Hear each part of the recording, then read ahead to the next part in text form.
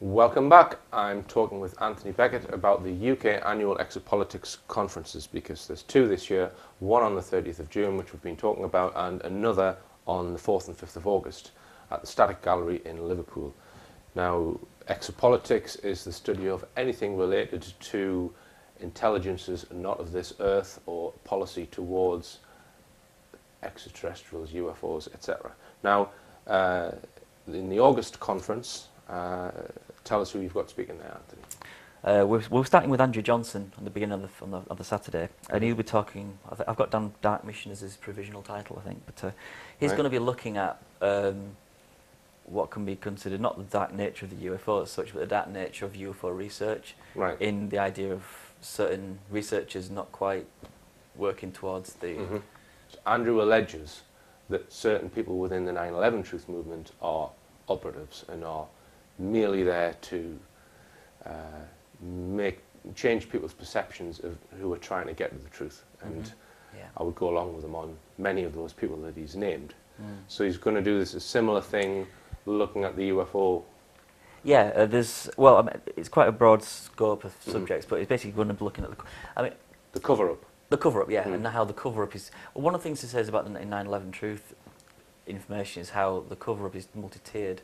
There's a cover-up at one level, but once you get past that and realise something else went on, there's like other things, wasn't quite as the official story. Yeah. Then you start looking at other evidence, and you find that there's another tier of truth. There's an official conspiracy theory, which is also bogus. And you have the similar. You possibly have similar kind of structure within the UFO cover-up. Yeah. The UFO cover-up. Yeah. To give an example without naming names. Yeah.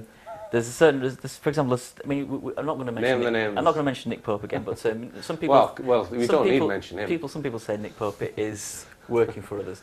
He doesn't need to be. He works for the media. It's his job now. Right. So regardless of who he's working for, at one level, he's always going to be working for them because it's his job, right? So we have people who are already working, still working, for example, for the US military, coming out saying, no, there's no UFO cover-up. Yep, there's UFOs, and we need to kind of, they're basically discrediting people who UFO researchers who say there's a government cover-up, right? Because they disagree and say they find no evidence.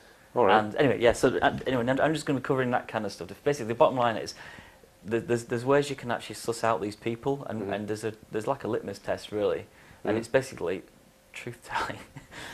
Whether it's telling the truth as they see it or whether they're covering up. If they start covering up other stuff, then okay, you can't necessarily trust them. If they speak the truth as they see it and they're wrong, that's a different matter. Yeah. But there's evidence that some people are working towards the common good, let me put it that way. Right. So yeah, that's Andrew's talk at the beginning of the Saturday. All right. And then what we have is 3 lectures, one film and then 2 lectures, all covering the animal mutilations phenomena. Right. So what we're going to have is we're going to be showing your film Silent Killers.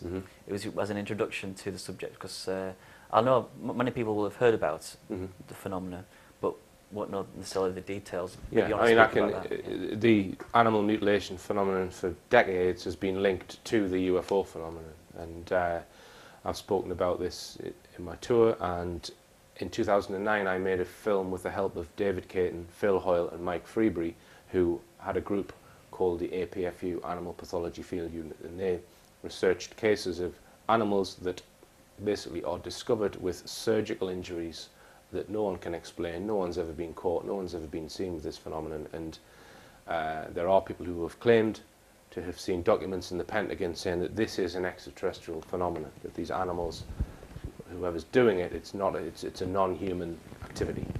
Now, I made a film about this in 2009, and that's going to be screened at this conference to set the stage for Mike Freebury and myself and David Caton. And I've interviewed Mike Freebury on this show before. He's investigated cases on Dartmoor and other cases of sheep mutilations and pony mutilations, and his book is Killers on the Moor. People can watch the interview that I did with Mike Freebury online. And then after that, myself and David Caton are going to do a joint talk about the animal mutilation phenomenon. David's currently researching the seal mutilations, which have occurred over between 2008 and 2010 in Norfolk, St Andrews in Scotland, and off the northeast coast of Northern Ireland. And people who think that the media has given a rational explanation for this, I can inform you that the person who's carried out most of the post-mortems on the seals does not know what is causing it. So don't believe what you see in the mainstream. All right then, Anthony. So after we've had the animal mutilation talks with Mike Freeby, myself and David, who have we got after that? Yeah, we've got a Canadian guy actually who've been wanting to get over for a few years now. I first met him, I think, in 2005 at the Steve Bassett's X conference, and he's a Canadian. He runs a website called Presidential UFO, which is about, he files in freedom of information requests to get information about what presidents have known about UFOs or spoken about, for example. And although the guy's a Canadian, but in this, when he's at the conference, he's going to be speaking about a different subject. Actually, he's going to be speaking about consciousness and mathematics, and is that the missing links? Right. And basically, going back, he maintains that there's been a UFO cover-up for going back to, like, I guess, late 40s and 50s, and is basically looking at evidence how not only was the idea of UFOs affecting a UFO experience. It's more a case of that the humanity's consciousness has been pushed in a certain direction by the UFO experience on the whole. Right. And what Grant Cameron's research is pointing to is that these, the people in charge of the cover-up have known from the beginning that the consciousness aspect was one of the issues, and that might be one of the primary reasons for the cover-up over the decades. Right. All right. Now, you hear a lot of people talking about consciousness, and it's one of those things that I've avoided, really, because it's not a nuts and bolts issue that I would tend to deal with. I don't really know what it is. I guess there's a non-physical, or possibly there's a non-physical element to existence, that we're not just biological machines, that there's something else which is the essence of us, and that we have a consciousness, we have an awareness, and that is very important in determining your future, if you like. You can change the physical reality by what's in your consciousness. I think that's quite a plausible argument, but you get into the whole realm of metaphysics, and none of it's provable. That's the problem with it all. But I'm sure there's a non-physical element to the world, and to human beings especially, that we're not just a biological machine. Yeah. Well, but I would, if I was the Prime Minister or whatever, what I would do is I would have universities funded departments looking at that specific issue. Is there looking at non-physical research? Because if you go to university, they'll say, well, if it's not physical, then it isn't real. Yeah. Well, I'd argue that's actually happened, but just covertly. You think that's happened, but covertly? All right. So it's a kind of, well, if there is such a... Rupert Sheldrake will be a good example of someone who researches that, but he's well, look at like the premise of remote viewing, and even what Dan Sherman talks about of intuitive communication. Right, intuitive communication has never come out. It's never come out publicly. That's actually happened. It's never been admitted to. Yeah. Whereas remote viewing has been admitted to, and that is just to people. These are other aspects of the same phenomenon. Yeah. Remote viewing, out-of-body experiences, near-death experiences, and they're all possibly part and parcel of the same thing. Yeah, this consciousness that the body is not just you are not your body. You are not just your body, basically. Yeah. Okay. Yeah. I see what you're saying. Yeah. There's more to you than, as I say, a biological computer, and you think that the arrival of ETs, let's say in the 1940s, they were able to connect with that non-physical element of people. There is and the government didn't want anyone to know about this. Well, it could well be for legitimate reasons, but if that's true, it could well be for legitimate reasons. All you need to do is pick up a copy of any random book that's like, a New Age book on UFOs, for example. We're full of all sorts of stuff you can't verify. One of the reasons you stick to nuts and bolts stuff, and like when I put events on, I choose people who I can mostly verify. Sometimes you can't always do that. You don't always have the luxury of being able to verify every single detail. You have to just take that as, okay, this is testimony, and that level it would stand in court because people's testimony stands up in court, for example. But when it comes to like the metaphysical side of things, well, it's been in the UFO kind of law since the 50s, basically, since even contactee cases, for example, that this non-physical consciousness or awakening something is being going on. Now, I can't pin that down to a definition or even whether it's real or not, but hypothetically, if there are, well, we know that people are out there claiming experiences and writing about it and changing the course of the social direction, basically, because it's out there in the public domain.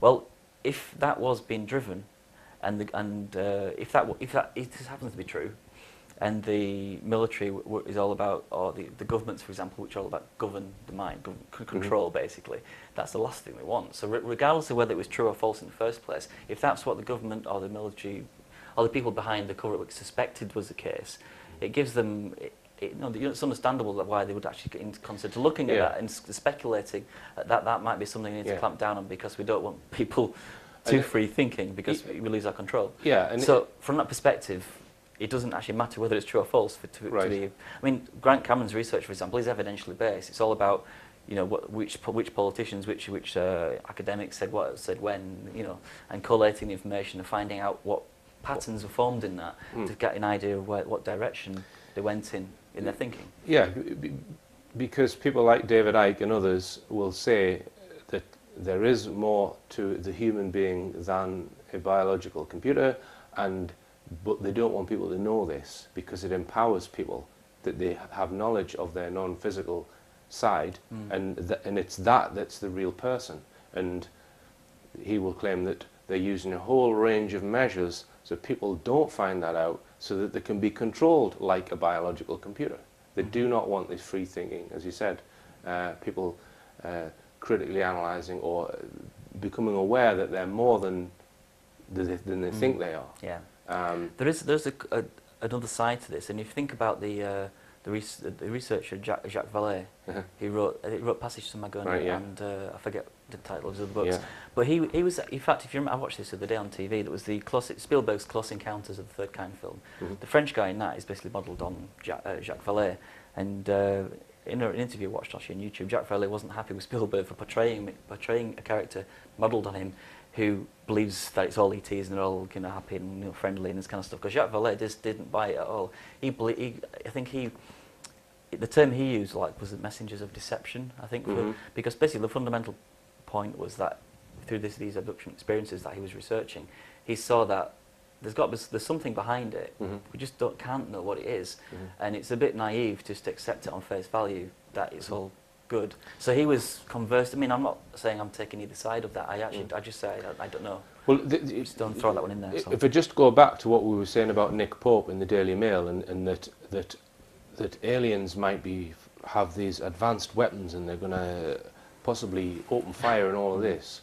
Really, this whole thing makes a mockery of that, because if you think about what any war is or any conflict, it's one group trying to manipulate and get another group to behave in a way that they would like. Yeah. So we were talking about the information war that's taking place with news and the control of media. There's a war being fought out on that level, and it's not firing physical objects at people with kinetic energy. It's a lot more subtle than that. It's about mind control. It's about influencing people.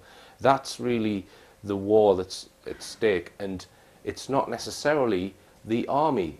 There are a whole load more, I would say, methods of controlling another group than just firing weapons at them. And I think to suggest that extraterrestrials, if they came here, would be engaged in that kind of conflict is simplistic. Yeah, I think you're right in that. If we start looking at this from that perspective as what is the war that's being fought, then the first thing that happens in a regular conventional war, whether it's against Afghanistan, Iraq, or what, the first thing they'll do is send out flyers. It's an information war. They'll try and get people on side to their way of thinking. It's it's propaganda. Full spectrum dominance. Yeah, including the airwaves. But these these sheets of paper. Yeah.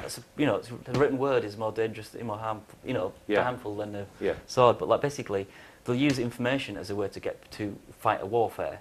Yeah. And is that what we're seeing now? Is this what this disinformation? Yeah, the actual article in the Daily Mail. It's you just don't know what to believe the motivation behind it is. It's difficult. Well, it's like you pointed out, the difference between that and in Crane's coverage in the Sun newspaper, which made him have to be a kook, but then you got Nick Pope talking about it, former MOD, therefore it must be legitimate, therefore I'd treat it with serious. It's just ridiculous. Yeah. All right. Well, then it goes into day 2 of the conference. And we've got Gary Heseltine. Yeah, we start off with Gary Heseltine, who's going to be giving us an update of we know what he's been up to recently. He's been doing some good work actually recently, because you probably saw him on this morning's Yeah, he TV was program. on This Morning with Philip Schofield and yeah, Chris French was French. that was an interesting one. But yeah, on the second day, which is Sunday, August the 5th, we have David Griffin's back, and he'll be talking about the extraterrestrial dimension to the 1980s Falklands conflict.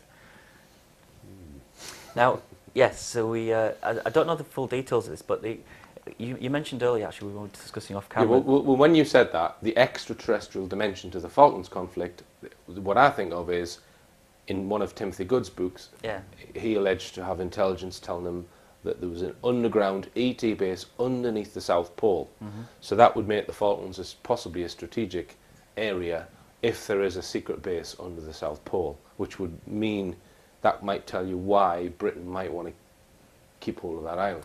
Yeah, I mean, that's from what David's told me. That I don't recall whether it was under Antarctica or whether it's actually just in the ocean. But right. That's what. But there are alleged to be bases under the ocean in various locations. Yeah, so that's what David's going to be looking at. That. And so next at the conference is Natasha Akimovich. The title of the talk is ET Hybrid Consciousness, and just to clarify what she means by hybrid, it's the idea that people who there's a testimony of people who claim to be abductees that they have when their experience when they've been ETs have shown them children, you know, and have been told that that's your child.